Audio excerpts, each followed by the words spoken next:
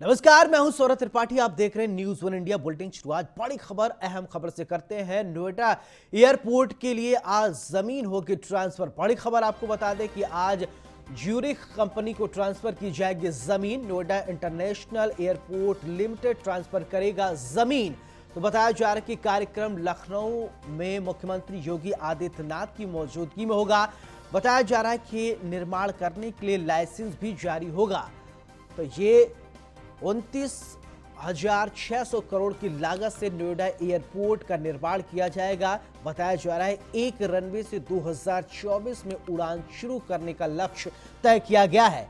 बेहद ही अहम और बड़ी खबर आपको बता रहे हैं, नोएडा एयरपोर्ट के लिए आज जमीन होगी ट्रांसफर। तो बड़ी खबर, ज्यूरिख कंपनी को ट्रांसफर की जाएगी जमीन। ये बड़ी खबर आपको बता रहे हैं।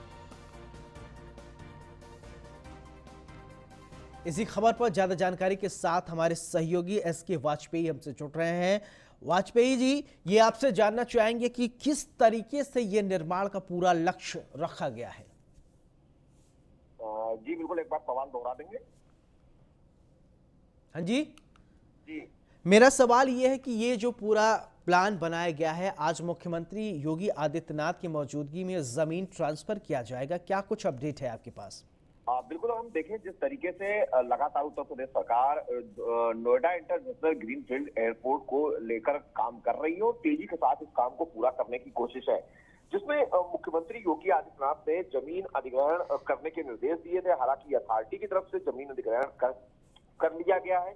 अब ये जो ज्यूरिख इंटरनेशनल है, जिसको उत्तर प्रदेश सरकार की तरफ से काम दिया गया है, उसको ये जमीन हस्तांतरित की जाएगी। तो निश्चित है कि उत्तर प्रदेश सरकार का उद्देश्य यही है कि तेजी के साथ इस कार्य को पूरा किया जाए, जिसमें मुख्यमंत्री योगी आदित्यनाथ आज ये जमीन हस्तांतरण का कार्य करने वाले हैं। तो निश्चित है कहीं न कहीं उत्तर प्रदेश सरकार जिस तरीके से चीजों को आगे बढ़ा रही है और कोशिश कर रही है कि चुनाव से पहले चीजें तेजी के साथ पूरी की जाए, कहीं न कहीं उस दिशा में मुख्यमंत्री योगी आदित्यनाथ आज ये जमीन हस्तांतरण ज्यूरिख इंटरनेशनल को करने वाले हैं। जी चलिए, एसके वाजपेयी, तमाम जानकारी के लिए आपका बहुत बहुत शुक्रिया।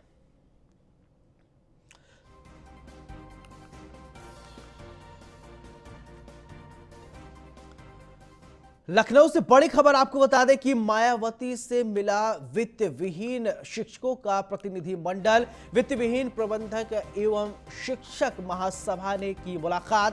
प्रतिनिधि मंडल ने मांग को मायावती के सामने रखा। बीएसपी सरकार बनने पर आयोग गठित होगा, ये मायावती ने कहा। ये बड़ी खबर आपको बता दें, बताया जा रहा है कि मायावती से मिला वित्तहीन शिक्षकों का प्रतिनिधि मंडल।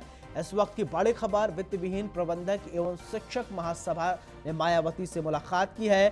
प्रतिनिधि मंडल ने मांग को मायावती के सामने रखा है। अपनी मांग रखी है। मायावती से मिला वित्त विहीन प्रतिनिधि मंडल।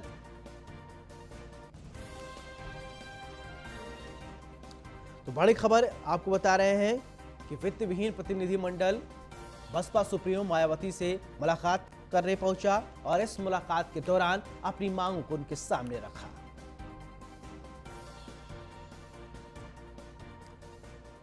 आज जारी होगा यूपी का बोर्ड रिजल्ट। जी हां, बड़ी खबर, छात्रों के लिए 10वीं और 12वीं का रिजल्ट घोषित होगा।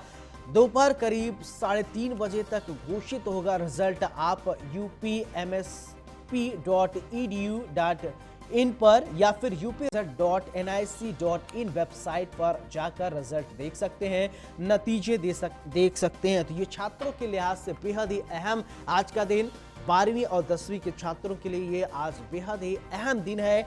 आज उनका रिजल्ट घोषित होगा। तो ये बड़ी खबर, दोपहर 3:30 बजे घोषित होगा रिजल्ट। तो छात्रों को इस दिन का बेहद इंतजार होता है कि परीक्षा में क्या उन्होंने लिखा है, किस तरीके से उन्होंने तैयारी की है, उसका रिजल्ट कैसा होगा। आज दोपहर 3:30 बजे आप जाकर इस वेबसाइट पर देख सकते हैं। तो दोपहर 3:30 बजे घोषित होगा रिजल्ट। बड़ी खबर आपको बता रहे हैं, बताया जा रहा है कि आप upmsp.edu.in पर जाकर अपना रिजल्ट देख सकते हैं। उधर लखनऊ से एक और बड़ी खबर आपको बता दें कि दिवंगत पत्रकारों के लिए सीएम योगी का बड़ा ऐलान सामने आया है। बताया जा रहा है कि कोविड से दिवंगत पत्रकारों के परिजनों को देंगे राहत राशि। कोविड से दिवंगत पत्रकारों के परिजनों को देंगे आर्थिक मदद। परिजनों को 10 लाख रुपए का चेक भेंट करेंगे मुख्यमंत्री योगी आदित्यनाथ। आज दोपहर 12 बजे बताया जा रहा है कि 10 लाख रुपए का चेक भेंट करेंगे। बताया जा रहा है कि मोहनलालगंज में ओपन जिम का करेंगे उद्घाटन। सीएम योगी आदित्यनाथ पौधरोपण के साथ खिलाड़ियों से भी मुलाकात करेंगे। लोक भवन सभागार में शाम 4 बजे कार्यक्रम का आयोजन किया जाएगा।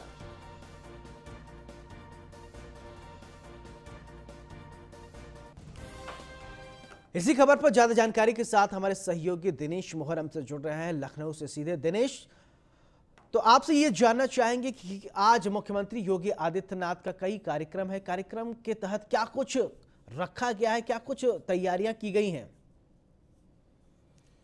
देखिए, जिस तरीके से कोरोना संक्रमण काल में पत्रकारों ने अपने फर्ज को अंजाम देते हुए जान गंवा दी थी, उसके बाद से लगातार ये कयास लगाए जा रहे थे क्या पत्रकारों के परिजनों को कुछ मुआवजा राशि सरकार की तरफ से मिलेगी। तो कहीं ना कहीं उत्तर प्रदेश सरकार ने इससे पहले अगर हम बात करें तो कर्मचारियों के जो परिवार थे उनको मुआवजा राशि देने का काम किया था। आज अगर हम बात करें तो उत्तर प्रदेश की राजधानी में जितने भी पत्रकार कोरोना संक्रमण काल के दौरान उन्होंने अपनी जान गंवाई थी, उनके परिवारों को 10-10 लाख रुपए की आर्थिक सहायता राशि की जो चेक है वो प्रदान की जाएगी। लोक भवन में इस पूरे कार्यक्रम का खाका रखा गया है। 12 बजे इस कार्यक्रम को किया जाएगा। मुख्यमंत्री योगी आदित्यनाथ खुद परिवार के लोगों से मिलेंगे और उनको चेक प्रदान कर। इसके अलावा अगर हम दूसरे कार्यक्रमों की बात करें तो मोहनलालगंज और निगोहा में मुख्यमंत्री योगी आदित्यनाथ के 2 कार्यक्रम हैं, जहां पर ओपन जिम का जो उद्घाटन है वो मुख्यमंत्री योगी आदित्यनाथ करेंगे। निगोहा में बात करें तो खिलाड़ियों से वो मुलाकात करेंगे, उसके अलावा पौधारोपण भी करेंगे। तो कहीं ना कहीं ये कहा जा सकता है कि उत्तर प्रदेश के मुख्यमंत्री योगी आदित्यनाथ लगातार ये प्रयास कर रहे हैं कि उत्तर प्रदेश के अंदर जितने भी कोरोना संक्रमण काल में लोग जान गंवाने वाले हैं उनको किसी ना किसी रूप में उनके परिवार की मदद की जाए। उसी का नतीजा है कि आज उत्तर प्रदेश में जितने भी पत्रकारों ने कोरोना संक्रमण काल के दौरान जान गंवाई थी, अब उनके परिवार के लोगों को आर्थिक सहायता उत्तर प्रदेश सरकार देने जा रही है। तो कहीं ना कहीं ये अपने आप में बड़ी पहल है कि पत्रकारों के जो परिवार थे उनको जब आर्थिक सहायता राशि मिलेगी तो उनके परिवार के जो लोग हैं उनको भी कुछ आने वाले दिनों में जो सहायता हो सकती है अगर मुख्यमंत्री योगी आदित्यनाथ की अगर बात की जाए तो मुख्यमंत्री योगी आदित्यनाथ को कोरोना हुआ था तो भी वो लगातार लोगों से जुड़े रहे और वर्चुअली संवाद करते रहे। यानी योगी आदित्यनाथ लगातार जनता के बीच में रहते हैं और वो दर्द को समझते हैं। देखिए, अगर हम दूसरी लहर की बात करें तो दूसरी लहर में उत्तर प्रदेश ने जिस तरीके से अपने लोगों को खोया है, अपने परिवार के लोगों को खोया है, मुख्यमंत्री योगी आदित्यनाथ की अगर इस दौरान बात की जाए तो मुख्यमंत्री योगी आदित्यनाथ ने धैर्य और संयम के साथ उत्तर प्रदेश की जनता के लिए जो काम किए हैं वो काफ़ी सराहनीय है। वो खुद कोरोना पॉजिटिव होते हुए भी लगातार जो है वीडियो कॉन्फ्रेंसिंग के माध्यम से अधिकारियों से बात कर रहे थे, दिशा निर्देश दे रहे थे कि कैसे उत्तर प्रदेश में व्यवस्थाओं को दुरुस्त किया जाए ताकि जनता को कोई समस्या ना हो। उसी का नतीजा रहा कि दूसरी लहर अब पूरी तरीके से उत्तर प्रदेश में खत्म हो चुकी है और दूसरी लहर में जिस तरीके से ऑक्सीजन की कमी हुई, उस ऑक्सीजन की कमी को दूर करने के लिए मुख्यमंत्री योगी आदित्यनाथ ने जो नीति तैयार की वो अपने आप में एक बड़ी पहल कही जा सकती है, बड़ी नीति कही जा सकती है, जिसको लेकर नीति आयोग ने भी उत्तर प्रदेश सरकार की सराहना की। हाईकोर्ट ने भी कहा कि उत्तर प्रदेश के तमाम जगहों पर जब ऑक्सीजन की कमी हुई समय जो मैनेजमेंट उत्तर प्रदेश सरकार का रहा, मुख्यमंत्री योगी आदित्यनाथ का रहा, वो काफी सराहनीय है। तो ऐसे में ये कहा जा सकता है कि मुख्यमंत्री योगी आदित्यनाथ ने, उत्तर प्रदेश सरकार ने कोरोना संक्रमण काल में जिस तरीके से जनता को लाभ पहुंचाने के लिए, जनता को जल्द से जल्द ठीक करने के लिए, जनता को जल्द से जल्द स्वास्थ्य लाभ पहुंचाने के लिए जो व्यवस्थाएं की हैं वो अपने आप में एक बड़ा कदम रहा है। क्योंकि अगर हम उत्तर प्रदेश की बात करें तो उत्तर प्रदेश में 24 करोड़ जनसंख्या रहती है। बिल्कुल, मुख्यमंत्री योगी आदित्यनाथ लगातार बेहतरीन काम किए हैं। नीलेश चौहान, तमाम जानकारी के लिए आपका बहुत बहुत शुक्रिया। तो मुख्यमंत्री योगी आदित्यनाथ लगातार जनता के बीच में रहते हैं और जनता के बीच में जाकर काम करते हैं। आज पत्रकारों को, दिवंगत पत्रकारों के परिवार के लिए बड़ा सौगात दे सकते हैं। बढ़ते हैं खबरों में आगे।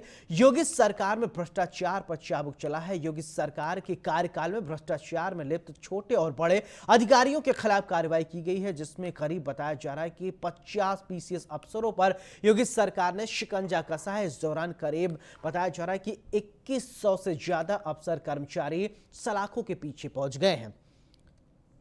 आपको याद होगा कि मुख्यमंत्री योगी आदित्यनाथ ने जब कमान संभाली थी तभी उन्होंने कहा था कि भ्रष्टाचार उत्तर प्रदेश में नहीं होगा। भ्रष्टाचार को रोकने के लिए लगातार मुख्यमंत्री योगी आदित्यनाथ काम करते रहे हैं और चाहे वो कर्मचारी हो चाहे जो भी हो, कार्रवाई की जा रही है।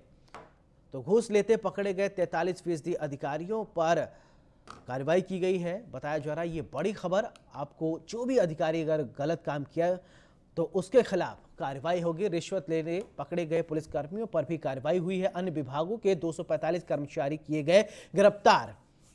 तो 4.5 साल में 660 मामले निस्तारित किए गए हैं। पुलिस विभाग के 222 लोगों पर कार्रवाई की गई है। शायद इससे पहले इतनी बड़ी कार्रवाई नहीं की गई होगी। दूसरे विभागों के 515 कर्मचारियों पर कार्रवाई की गई है। 50 आम लोगों पर भ्रष्टाचार के आरोप में कार्रवाई की गई है। पुलिस के 91 अधिकारी कर्मचारियों पर उनके खिलाफ चार्जशीट और 30 अधिकारियों को मिली सशस्त्र, माफ कीजिएगा, बताया जा रहा है कि 2100 से ज्यादा अफसर कर्मचारी सलाखों के पीछे पहुंचे हैं। तो घूस लेते पकड़े गए 43% अधिकारियों को इनके खिलाफ कार्रवाई की गई है।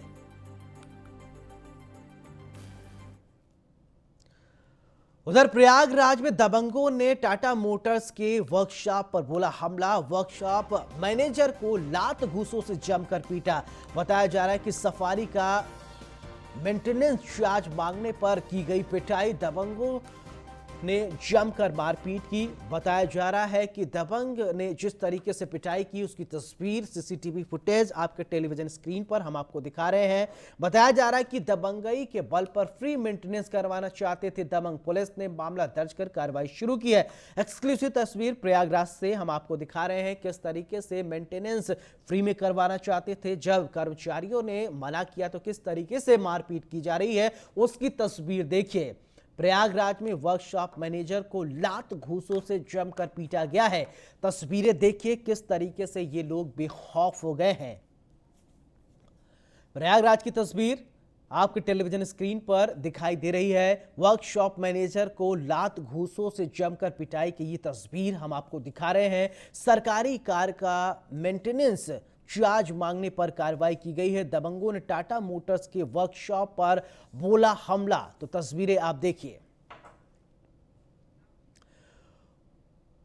उधर बदायूं के उसहद थाना क्षेत्र में गंगा का जलस्तर तेजी से बढ़ने से गांव में कटान शुरू हो गया है, जिसकी वजह से ग्रामीणों की धड़कन बढ़ गई है। वहीं गांव की मुख्य सड़क का काफी हिस्सा कट चुका है। ग्रामीणों का कहना है कि अगर मुख्य सड़क पूर्ण रूप से कट गया तो कोई भी और कई बड़ा हादसा हो सकता है और कोई यहां से वहां नहीं जा पाएगा। वहीं बताया यह भी जा रहा है किसान की खेत खलिहान फसलें गंगा में समा गई हैं। हरे पेड़ पौधा भी गंगा में समाते नजर आ रहे हैं, जिसके चलते झुग्गी झोपड़ियों में रहने वाले ग्रामीण परेशान हैं। इसी को लेकर जिलाधिकारी दीपा रंजन ने डीएम और बताया जा रहा है कि एफआर और उसके अलावा उप जिलाधिकारी दातागंज पारसनाथ मौर्य और पीडब्ल्यूडी विभाग के राजस्व विभाग के साथ बाढ़ग्रस्त गांवों का दौरा किया और गांव के लोगों को और उनसे मुलाकात की। ग्रामीणों को हर संभव मदद देने का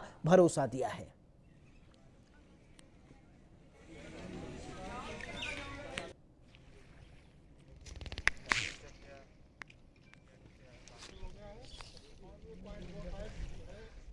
हर संभव मदद देने का आश्वासन दिया गया है। आपको बता दें कि बदायूं में भारी बारिश की वजह से तबाही देखने को मिली है। लोगों को काफी दिक्कतों का सामना करना पड़ा है।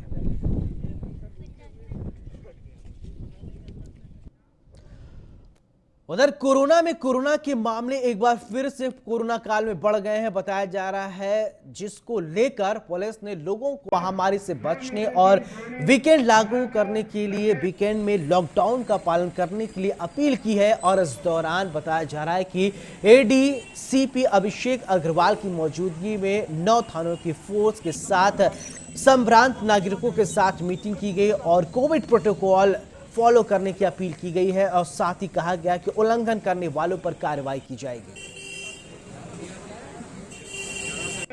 आप सभी लोग अपने परिवार की सुरक्षा के लिए एक दूसरे से 2 मीटर की दूरी बनाकर रखें। इस वक्त की बड़ी खबर आपको बता दें, आज से बसपा के प्रबुद्ध सम्मेलन का दूसरा चरण शुरू हो रहा है। मथुरा से प्रबुद्ध सम्मेलन के दूसरे चरण की शुरुआत की जा रही है। दूसरे चरण में बसपा 14 दिनों तक सम्मेलन करेगी। 5 अगस्त तक 24 जिलों में बसपा का प्रबुद्ध सम्मेलन। तो बड़ी खबर, पहला चरण अयोध्या से, दूसरा चरण मथुरा से शुरू की जा रही है। इस वक्त की बड़ी खबर आपको बता दें कि 5 अगस्त तक 24 जिलों में बसपा का प्रबुद्ध सम्मेलन कार्यक्रम का रखा जाएगा। बसपा आज से प्रबुद्ध सम्मेलन का दूसरा चरण शुरू कर रही है। मथुरा से प्रबुद्ध सम्मेलन के दूसरे चरण की शुरुआत हो रही है। दूसरे चरण में बसपा 14 दिनों तक सम्मेलन करेगी। बड़ी खबर ये आपको बता दें कि 5 अगस्त तक 24 जिलों में बसपा का प्रबुद्ध सम्मेलन कार्यक्रम रहेगा। इससे पहले चरण की अगर बात की जाए तो पहला चरण अयोध्या में रखा गया था। तो बसपा से जुड़ी ये बड़ी खबर, प्रबुद्ध सम्मेलन का आज दूसरा चरण आज से शुरुआत होगी। 5 अगस्त तक 24 जिलों में बसपा प्रबुद्ध सम्मेलन का कार्यक्रम रखेगी। ये बड़ी खबर, आज से बसपा के प्रबुद्ध सम्मेलन के दूसरे चरण की शुरुआत कृष्ण की नगरी मथुरा से होने जा रही है। इससे पहले राम की नगरी अयोध्या में बसपा ने अपने पहले प्रबुद्ध सम्मेलन के पहले चरण की शुरुआत की थी। ये बड़ी खबर इस वक्त की आपको बता रहे हैं, यूपी की सियासत से जुड़ी हुई। मथुरा से प्रबुद्ध सम्मेलन के दूसरे चरण की शुरुआत होगी। साल 2022 विधानसभा चुनाव से पहले सभी पार्टियां एड़ी चोटी का दम लगा रही हैं। इसी खबर पर ज्यादा जानकारी के साथ हमारे सहयोगी गगन पंडित मथुरा से हमसे जुड़ रहे हैं। गगन, आप तो ये जानना चाहेंगे, आज से बसपा दूसरे चरण का प्रबुद्ध सम्मेलन मथुरा से शुरुआत करने जा रही है। क्या कुछ जानकारी, क्या कुछ अपडेट आपके पास? जी देखिए, बता दूं आपको, मथुरा जनपद की गोवर्धन विधानसभा में जो प्रबुद्ध सम्मेलन है आज बसपा का वहां पे है। और लगातार जो है बसपा के जो पदाधिकारी हैं और जो यहाँ से जो नेतागण लगातार दमखम लग कर रहे थे, जनसंपर्क कर रहे थे प्रबुद्ध लोगों को इस सम्मेलन में जोड़ने के लिए। देखना होगा कि सम्मेलन ये सफल होता है या विफल होता है, क्योंकि लगातार पिछले जो पहले सम्मेलन हुए हैं कहाँ वहां पे देखा गया है कि प्रबुद्ध लोगों की कमी भी बताई गई है। लेकिन यहाँ पे अभी देखा जा रहा है कि लगातार जो जनसंपर्क बसपा के नेताओं द्वारा किया जा रहा है वो बहुत ही महत्वपूर्ण है। अब देखना होगा 10 बजे सतीश चंद्र मिश्र जो है उस सम्मेलन के बड़े हिस्सा होंगे। जी गगन, आपसे ये भी समझना चाहेंगे, अगर स्थानीय किसी बड़े नेता की बात किया जाए तो कौन कौन मंच साझा कर सकता है? जी देखिए, मथुरा से विधायक पंडित श्याम सुंदर शर्मा है, पूर्व विधायक राजकुमार रावत है, ये मथुरा के बसपा के बड़े नेता है। इसके साथ ही अगर बात करें तो सतीश चंद्र मिश्र जो है बड़े नेता के रूप में सम्मेलन को संबोधित करेंगे। जी चलिए गगन, तमाम जानकारी के लिए आपका बहुत बहुत शुक्रिया।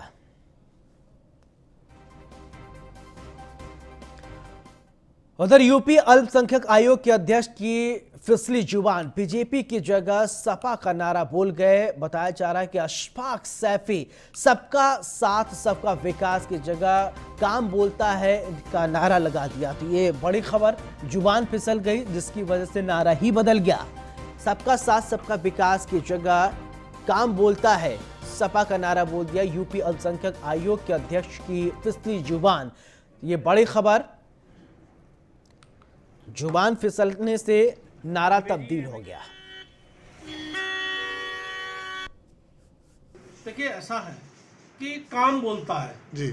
आजकल कोई किसी का साथ नहीं है जो उनके विकास की बात करेगा, जो उनकी शिक्षा की बात करेगा, वो उनके साथ जाएंगे। ये काम बोलता है तो नारा अखिलेश का था।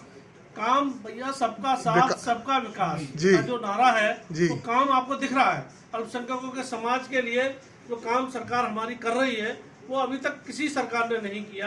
आप देख लीजिए, मदरसों के तालीम के लिए हमारे यहाँ लगातार काम हो रहे हैं। बच्चियों के अनुदान, जो गरीब बच्चियों के अनुदान, शादी अनुदान के लिए किया जा रहा है। उधर रायबरेली से बड़ी खबर आपको बता दें कि बारिश का कहर देखने को मिल रहा है। बारिश की वजह से लोग घर में कैद हो गए हैं। गांव में चारों तरफ पानी ही पानी दिखाई दे रहा है। घर घर में बारिश की वजह से लोगों को दिक्कतों का सामना करना पड़ रहा है। तो आपको बता दें कि तस्वीरें जैसा कि आप देख रहे हैं किस तरीके से ग्रामीण पानी में चलने को मजबूर हो गए हैं। बताया जा रहा है कि घर घर में भरा पानी, जानवर भी पानी में रहने को मजबूर हो गए हैं। बताया जा रहा है कि सरेनी थाना क्षेत्र के रालपुर गांव का ये पूरा मामला आप देख रहे हैं। पूरी तस्वीर देखिए किस तरीके से ग्रामीण पानी में चलने को मजबूर हो गए हैं। तालाब में तब्दील हो गई है पूरी गांव। देखिए किस तरीके से ग्रामीण यहां पर खड़े हैं और पूरी तरीके से घर में पानी घुसा हुआ है, चाहे वो झोपड़ी हो, चाहे वो पशुओं को रहने का जगह हो, हर जगह पर बारिश का पानी पहुंच गया है। खबर मेरठ से है, जहां एटीएस की पूछताछ के बाद प्रवीण पर आतंकवादी का ठप्पा चस्पा हो गया है। प्रवीण के घर के बाहर आतंकवादी लिखा गया है और साथ ही पोस्टर भी चिपकाए गए हैं, जिसके बाद प्रवीण बताया जा रहा है कि सम्मान वापसी और न्याय के लिए सुप्रीम कोर्ट तक पैदल यात्रा पर निकल चुके हैं। बता दें कि धर्मांतरण में प्रवीण का नाम सामने आया था, जिसके बाद से एटीएस ने पूछताछ के लिए प्रवीण को हिरासत में लिया था, लेकिन उसके बाद छोड़ दिया गया। वहीं क्षेत्र और आसपास के लोगों ने पाकिस्तानी समर्थक बोलकर प्रवीण को परेशान कर रहे हैं। बता दें कि प्रवीण नेट क्वालिफाइड हैं और बताया जा रहा है कि शुगर मिल में कर्मचारी हैं। प्रवीण मोदी योगी की गाथा पर 2 किताबें भी लिख चुके हैं और इसके बाद जब उनके ऊपर इस तरीके से आरोप लगे, जिसके बाद अब उनके घर के बाहर आतंकवादी का पोस्टर चस्पा कर दिया गया है।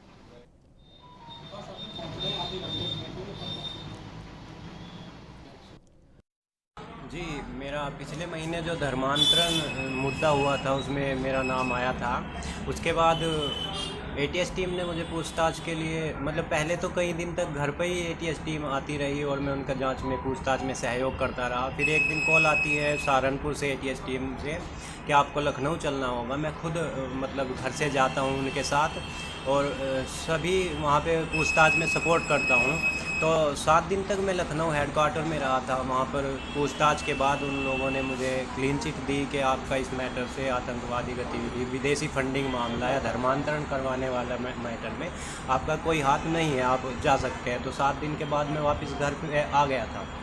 तो उस दिन के बाद एटीएस की तरफ से या प्रशासन की तरफ से मुझे परेशान नहीं किया गया था। इस बुलेटिन में मेरे साथ फिलहाल इतना ही। आप देखते रहिए न्यूज़ 1 इंडिया। नमस्कार।